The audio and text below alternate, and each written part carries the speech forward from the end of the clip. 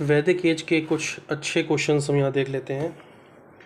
जैसे मनुस्मृति में विवाह के 8 प्रकार बताए गए हैं। जैसे एक है ब्रह्म विवाह, कन्या के विवाह होने पर उसके माता पिता द्वारा योग्य वर खोजकर उसे अपनी कन्या का विवाह करना, ये ब्रह्म विवाह कहलाता है।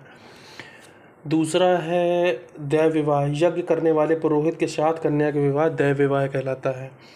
आर्ष, कन्या के पिता द्वारा यज्ञ कार्य हेतु एक अथवा दो गाय के बदले अपनी कन्या का विवाह, कन्या के पिता द्वारा यज्ञ कार्य हेतु एक अथवा दो गाय के बदले अपनी कन्या का विवाह है आर्ष विवाह कहलाता है। ओके, नेक्स्ट इज प्रजापत्य, वर स्वयं कन्या के पिता से कन्या मांग पर विवाह करता है, प्रजापत्य कहलाता है। निंदनीय विवाह कुछ होते हैं, जैसे अशुर विवाह, कन्या के पिता द्वारा धन के बदले कन्या के विवाह अशुर विवाह कहलाता है। गांधर्व विवाह क्या कहलाता है? यह प्रणय विवाह था जिसमें माता पिता की इच्छा के बिना ही वर कन्या से एक दूसरे के गुणों पर अनुरक्त होते हैं। माता पिता की इच्छा के विरुद्ध ये गांधर्व विवाह, ठीक है। पैशाच विवाह क्या कहलाता है? सोई हुई अथवा विक्षिप्त कन्या के साथ सहवास कर विवाह करना, पैशाच विवाह कहलाता है। राक्षस विवाह क्या कहलाता है? बलपूर्वक कन्या को छीन कर उसे विवाह करना। राक्षस वाले में है बलपूर्वक, पैशाच वाले में है सहवास करके, गांधर्व वाले में है बिना डिस्कशन किए माँ बाप से, आसुर वाले में है कन्या के पिता द्वारा धन के बदले में विवाह कर लेना। प्रजापत्य कौन सा है? वर स्वयं कन्या के पिता से कन्या मांगकर विवाह करता है। आर्ष वाला क्या है? यज्ञ कार्य हेतु एक या दो गाय के बदले में कन्या के पिता एक या दो गाय ले लेते हैं, उसके बदले कर देते हैं। दैव विवाह क्या है? यज्ञ करने वाले पुरोहित के साथ विवाह दैव विवाह कहलाता है। ब्रह्म विवाह क्या कहलाता है? कन्या के वयस्क होने पर उसके माता पिता द्वारा योग्य वर खोजकर उसे अपनी कन्या का विवाह करना, ये ब्रह्म विवाह कहलाता है। अब हम देख लेते हैं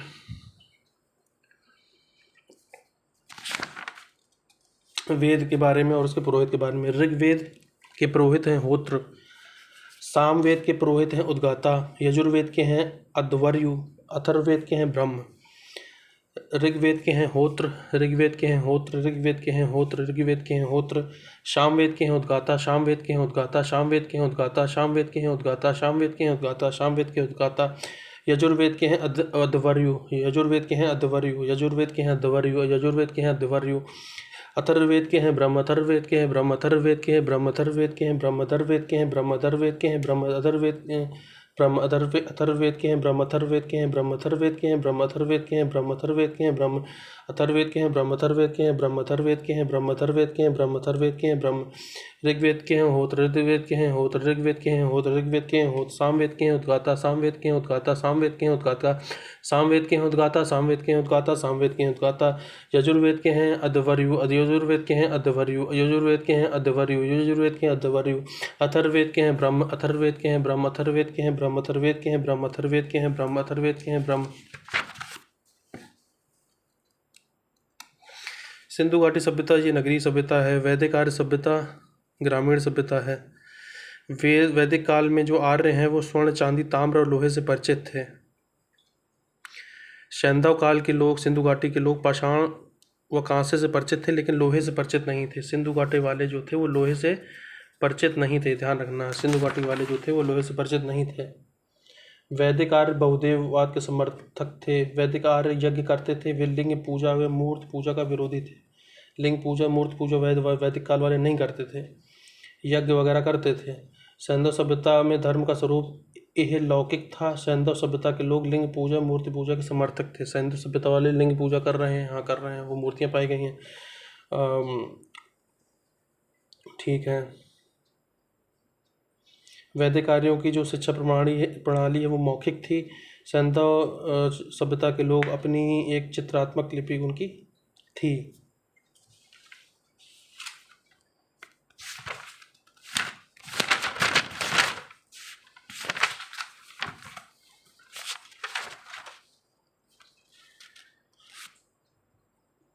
मैक्स मूलर मानते हैं कि जो आर्य आए थे वो बैक्टीरिया यानी मध्य एशिया से आए थे। बाल गंगाधर तिलक कहते हैं कि ये उत्तरी ध्रुव से आए थे। बाल गंगाधर तिलक कहते हैं कि ये उत्तरी ध्रुव से आए थे। अविनाश चंद्र दास कहते हैं कि सप्त सैंधव प्रदेश से आए थे, सप्त सैंधव प्रदेश से आए थे आर्य। दयानंद सरस्वती कहते हैं कि तिब्बत से आए थे। दयानंद जी कहते हैं कि आप कहाँ से हैं साहब, तिब्बत से आए हैं। नेहरिंग एवं प्रोफेसर गार्डन चाइल्ड कहते हैं कि आप दक्षिणी रूस से आए हैं, दक्षिणी रूस से। गंगानाथ झा कहते हैं कि आप बाहर्षि देश से आए हैं, बाहर्षि देश से। गाइल्ड महोदय, एक गार्डन चाइल्ड है, जो चाइल्ड वाले हैं वो दक्षिणी रूस बोलते हैं, गार्डन चाइल्ड। और गाइल्ड महोदय कहते हैं कि हंगरी एवं डेन्यूब नदी घाटी से आए हैं आप। एक है प्रोफेसर पिंका, ये कहते हैं कि यार आप कहाँ से आए, जर्मनी के मैदानी भाग से। प्राचीन नदी का आधुनिक नाम देख लेते हैं।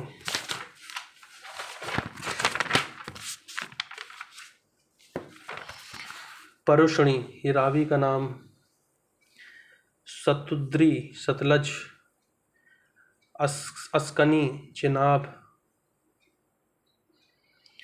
वितस्ता, झेलम। विपाशा, व्यास। गोमती, गोमती, गोमल। कुंभ या कुंभा, काबुल। सदानीरा, गंडक। कुमु, कुर्रम। सिंधु, इंडस।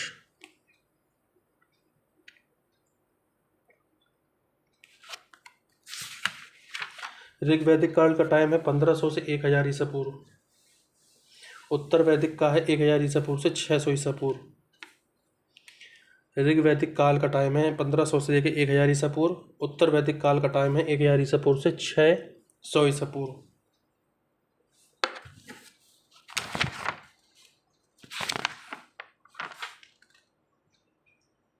सोलह संस्कार देख लेते हैं। गर्भाधान, पुंशवन। सीमांतोन्नयन, जात कर्म। नामकरण, निष्क्रमण। फिर क्या आता है यार निष्क्रमण के बाद? नामकरण, निष्क्रमण, अन्नप्राशन आता है। निष्क्रमण के बाद अन्नप्राशन आता है। अन्नप्राशन, चूड़ाकर्म। कर्णवेद, विद्यारंभ। उपनयन, वेदारंभ। फिर 13वें नंबर पे आते हैं केशांत अथवा गोदान। फिर आता है 14वें नंबर पर समावर्तन। 14वें नंबर पे क्या आता है? समावर्तन, समावर्तन, समावर्तन। 14वें नंबर पे आता है समावर्तन। 14वें नंबर पे आता है समावर्तन, समावर्तन, समावर्तन। 13 नंबर पे आता था केशांत या गोदान। फिर आता था समावर्तन 14वें नंबर पे। विवाह, फिर अंत्येष्टि। फिर एक बार देख लेते हैं। गर्भाधान, गर्भाधान, पुंशवन। सीमांतोन्नयन, जात कर्म। फिर यहाँ बोलने लगता हूँ मैं। जात कर्म के बाद एक नामकरण। जात के बाद नामित हुआ है भाई, जात हो गई, उसके बाद नामकरण, निष्क्रमण। फिर निष्क्रमण के बाद अन्न, अन्न खिलाओ। अन्नप्राशन, चूड़ाकर्म, अन्नप्राशन, चूड़ाकर्म। फिर चूड़ाकर्म, चूड़ाकर्म हो गया, चूड़ी उड़ी पहना दी, मान लो उसको। फिर उसके बाद है कर्णवेद, विद्यारंभ। कर्णवेद के बाद विद्यारंभ है। फिर है उपनयन, उपनयन के बाद वेदारंभ है। फिर वो गोदान आता है, केशांत अथवा गोदान। 14वें नंबर पे क्या था? समावर्तन, समावर्तन, समावर्तन, समावर्तन, समावर्तन। फिर विवाह, अंत्येष्टि, विवाह फिर अंत्येष्टि, विवाह फिर अंत्येष्टि, विवाह फिर अंत्येष्टि, विवाह फिर अंत्येष्टि।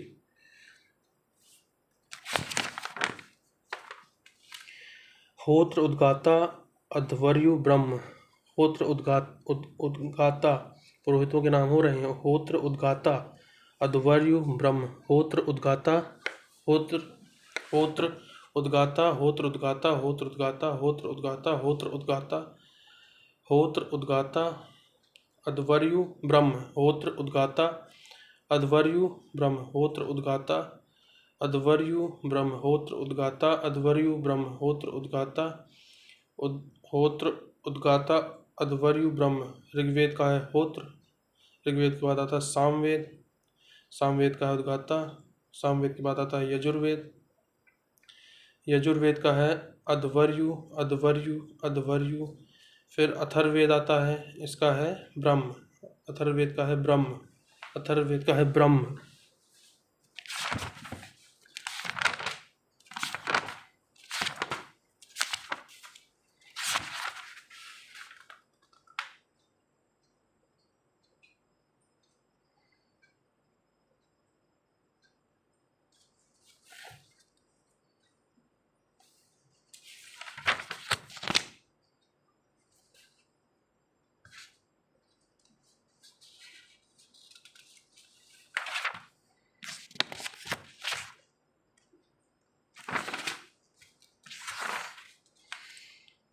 बुद्ध के जन्म के पूर्व कुछ अन्य धार्मिक संप्रदाय हैं तथा उनके संस्थापक के नाम दिए, उसको देख लेते हैं।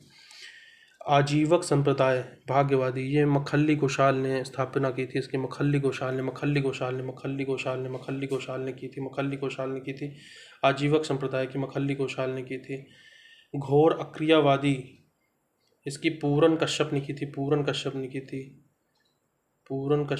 पूरन पान वाला था, उसने घोर अक्रियावादी की थी। पान खिला खिला के तो दांत खराब कर दी, घोर अपराध कर दिया, इस तरह को घोर अक्रियावादी पूरन कश्यप। फिर है उच्छेदवादी यानी भौतिकवादी, इसकी अजित केश कंबली ने की है। उच्छेदवादी यानी भौतिकवादी, ये अजित केश कंबली ने की है। नित्यवादी की है पकुद कंचायन। संदेहवादी की है संजय वेलदुपुत्र। संदेह वाला संजय है। नित्य वाला पकुद कच्चायन है। नित्यवादी वाला है पकुद कच्चायन। उच्छेदवादी यानी भौतिकवादी अजित केश कंबली ने की। घोर अक्रियवादी पूरन कश्यप है। आजीवक संप्रदाय यानी भागवादी मखली घोषाल है। बुद्ध धर्म के 3 रत्न के बारे में बात करें तो बुद्ध धम्म संघ, 3 रत्न हैं। बुद्ध धम्म संघ। और बौद्ध धर्म के 4 आर्य सत्य कौन से हैं? दुख समुदाय, दुख निरोध गामिनी प्रतिपदा। पहला है दुख, फिर है दुख समुदाय। पहले दुख तुम्हारे पास आएगा तो दुख बोल दो, फिर दुख समुदाय में आएगा समुदाय बोल दो, फिर उसको रोकोगे फिर दुख निरोध बोलो, फिर निरोध गामिनी प्रतिपदा बोलो लास्ट में। दुख निरोध गामिनी प्रतिप्रदा।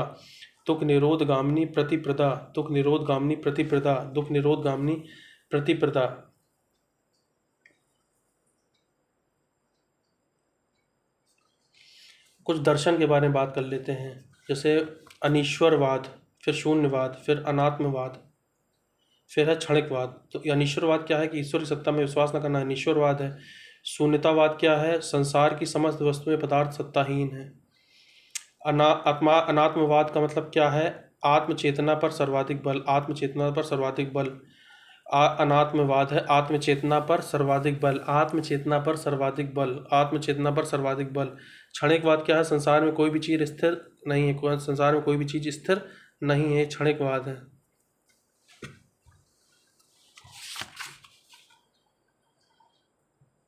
विनय पिटक थोड़ा सा देखें, इसमें क्या बताया गया है। विनय पिटक इसमें बौद्ध मठों में रहने वाले भिक्षु भिक्षुणियों के अनुशासन संबंधी नियम बनाए गए हैं विनय पिटक में। हाँ, विनय मतलब किस तरह आपको रहना है, जाहिर सी बात नाम से स्पष्ट है किसके लिए, जो भिक्षु भिक्षुणियाँ हैं उनके लिए। बौद्ध संघ की कार्यप्रणाली की व्यवस्था भी इसी ग्रंथ में उल्लेखित है। संघ की कार्यप्रणाली भी, यह सुत्त विभक्त खदंक और परिवार में विभक्त है। कौन सा? विनय पिटक जो प्रणाली है, इसमें जो संघ की जो कार्यप्रणाली है वो सुत्त विभक्त खंदक और परिवार में विभक्त है। 3 में सुत्त विभक्त खंदक और परिवार में विभक्त है। इसकी रचना उपाली ने की थी। विनय पिटक होगा शायद, उपाली ने इसकी रचना की थी। अभिधम्म पिटक थोड़ा सा देख लेते हैं। इसमें महात्मा बुद्ध के उपदेशों एवं सिद्धांतों तथा बौद्ध मतों की दार्शनिक व्याख्या की गई है। अभिधम्म पिटक में दार्शनिक व्याख्या की गई है। एक मान्यता के अनुसार इस पिटक का संकलन अशोक के समय संपन्न तृतीय बौद्ध संगीति में मोगलीपुत्र तिस्स ने किया था। अभिधम्म पिटक। एक मान्यता के अनुसार इस पिटक का संकलन अशोक के समय संपन्न तृतीय बौद्ध संगीति में मोगलीपुत्र तिस्स ने किया था। मोगलीपुत्र तिस्स ने किया था अभिधम्म पिटक का। अब सबसे पहला वाला सुत्त पिटक था। सुत्त का शाब्दिक अर्थ है धर्मोपदेश। सुत्त पिटक में बौद्ध धर्म के सिद्धांतों का उल्लेख है।